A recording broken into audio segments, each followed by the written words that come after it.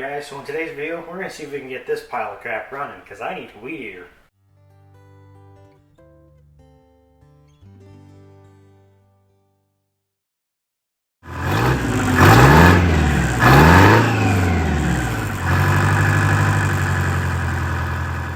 So we've had this for some number of years now. We've had it for probably 10 years, at least a decade.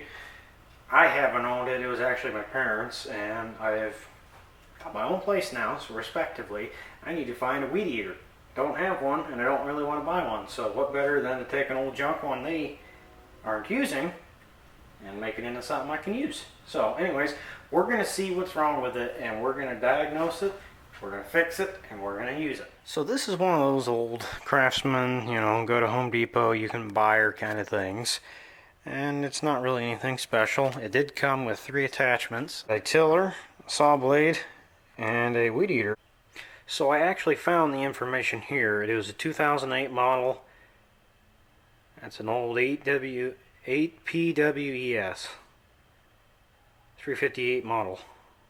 So first and foremost, we're going to see if this guy right here has spark, because that's going to be one of our 3 things we got to check for. Obviously, we're not going to have fuel. That's one part of the equation. Going to have spark since it's a gasoline engine. That's the second part of the equation. And the third is the air intake, which I'm going to tear it apart and we're going to get in there and see what it looks like. Hopefully it's not terrible from sitting, but I could be very wrong. So actually the bore on this is relatively clean. There is some carbon buildup in there, but other than that, it's actually in really good shape. So I'm going to go ahead and put the plug back into the actual ignition wire. We're going to put it up against something steel, and we're going to see if we got spark. There you go. If you were watching in there, we got spark. So if you see back down there, that little fitting down there, there's supposed to be a little bit of fuel line and a pickup in there. There's no line in there with a filter on it that's picking anything up, which it probably won't hurt to clean the carburetor, but we're going to try it anyways with a new fuel line, because I actually will say I cheated a little bit. I already know that it needs a fuel line, but I wanted to double check that we had spark, and we're going to check the air filter anyways, just simply for preventative maintenance. So there should be an air filter that covers that little grommet there, or the little bracing here, but there is not. There most certainly wasn't one that came out with that cover. So I need to go get an air filter as well. Let me tell you though, that little guy's a fighter. There's 2 4mm Allen bolts, screws, whatever you want to call them. I'd call them screws because they're more like a screw than anything else. This little guy holds in the back of the tank. Go figure, playing with it yields results. So there you go, fuel tank is removed. Oh yeah, she needs fuel lines. There we go. I was going to say, I didn't want this end to break off, and as you can see, he's getting kind of close to it. So there you go. That goes to the bottom side of the primer bowl. There's your carburetor. And you just take your throttle. So now that the back plate's off, all you got to do is just weasel your throttle cable out, which this one's actually being kind of a PA here. Usually they don't give you this much trouble. So she's had to get twisted up in ways she didn't want to twist, but got any gunk in there that's screaming I need cleaned. So that's not too terrible. Like I said, worst comes to worst, I gotta always tear this back apart. I'm gonna guess there's a gasket that goes around here for the choke lip, which, yep, I'd be correct. I think that's the gasket there. He's not in bad shape though, and I'm not gonna touch that because I'm sure as soon as I break that off, I'm gonna need a new one. And there's the other line. Diagnosis here is just put some fuel line in here, fresh fuel line, and see if she picks up. So catch you guys here in a minute whenever we got that. So a little point of interest I usually like to do is I'll somewhat organize my parts. Like this is the air intake cover, fuel tank, fuel cap, carburetor and backing plate, and then I'll put my screws, if I can, back where they came from, because it just makes it easier on a guy to remember where everything goes. Okay, so one trip later from old good old Drill King, and we got some parts. That's a good old batch of 51 2-stroke oil, a couple rounds of 1/16 and 3/16 inch line, my bad, 1/8 and 3/16 inch line. 2 fuel pickups, one of each different size, which that'll be the 3/16 one that goes in the tank. And we got the good old Weedeater line. Now this doesn't have a fancy head, so I have to string it every time it breaks. So that's fun. So it's been a good while since I've messed with this lastly, so I had to go look up a diagram. It's pretty simple, but you know, my memory is definitely not the greatest, so a little help with Google definitely goes a long way. Okay, so I got the tank. Main fuel line is now pushed through there. I had to waller out the hole a little bit because it was a little tight. We got a filter for the 3/16 line, and I'm going to draw it back into the tank a little more than that because that's a little much. It's a really tight fit, so I highly doubt it'll leak unless that line junks out. So pretty much you want enough line in there, like 4 or 5 inches, basically, to where wherever you tilt the Weedeater, the filter is going to go with the gas. So maybe a little less than that even. Let's see, yeah, about halfway underneath the cap's fine. Because by the time it runs down that low, you'll probably need to be putting gas in it anyways. So I can always adjust it here and there later. So we'll try that for now. The line's obviously going to be a little springy, so he's going to stay up in the air for a while. That's fine by me. I'll probably keep topping it off, make sure everything's okay for a little while.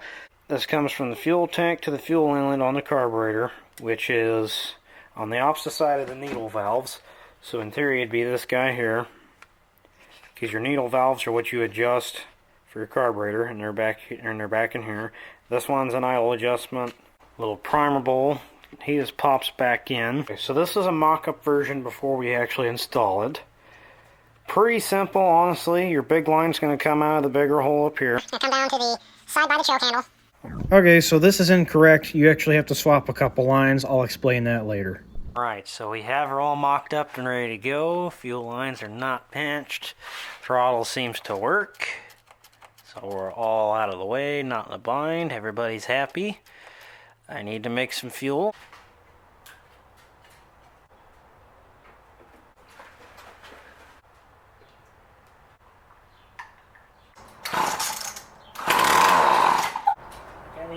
Yep, I should have called that one.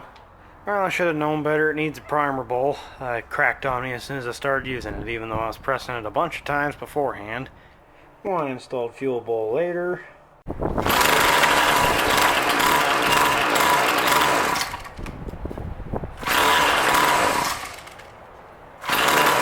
So I'd really like to take a moment here to interject. I don't know how that ran. My fuel lines weren't on right.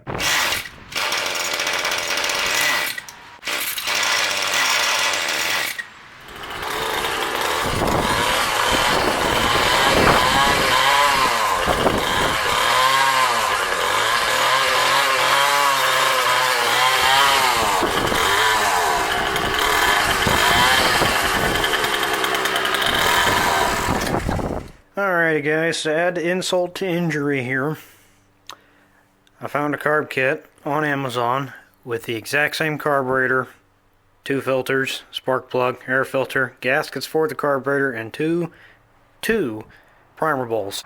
All for the mean price of 20 bucks flat, not including shipping of course, but I kind of wish I'd have known that before I went to the farm store and bought all that extra junk. So it comes with the 3/8 fuel line, comes in a box. Get your gaskets for front and rear of the carb. Oh, don't drop that. Carburetor itself, brand new out of the package, ready to go on. Brand new air filter, which I could have just, once again, got with a kit instead of worrying about buying it. 2 filters, the plug, and 2 primer bowls, which of course the first primer bowl is in my hand. Second one is on the floor.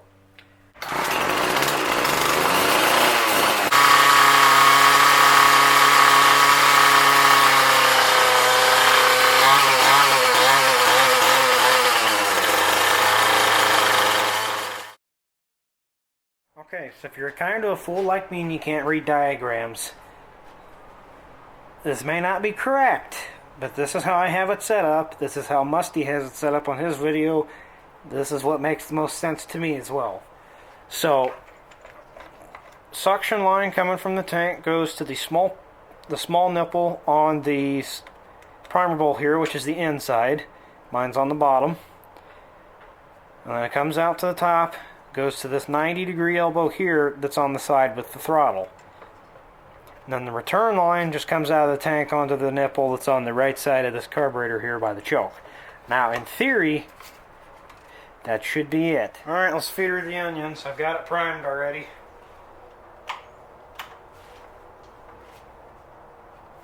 I'm gonna bash my hand, we're just gonna go for it anyways.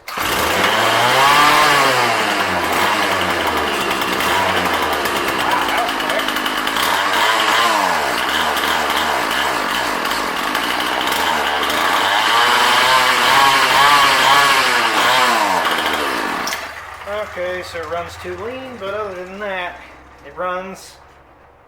I don't see any leaks, so that's good. It is leaking around the gas cap, but that's because of the stupid O-ring that's inside the fuel cap decided to come off. There. Now it's good. I'm going to guess these might actually be the jets up here, and I'm going to guess I can't adjust those because thank you, EPA.